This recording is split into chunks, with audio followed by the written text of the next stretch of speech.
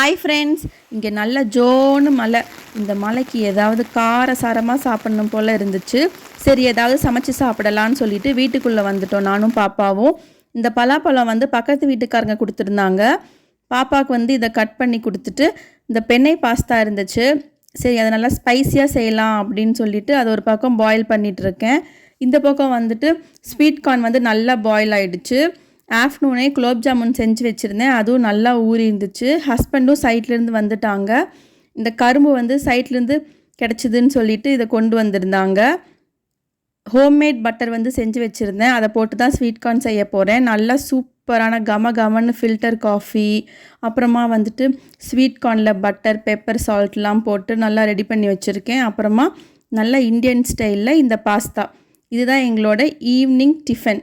கொஞ்சம் லைட்டாக சாப்பிட்டுட்டு அப்புறமா அடுத்த டின்னர் என்னென்னு பார்க்கலாம். பாய், தேங்க்யூ.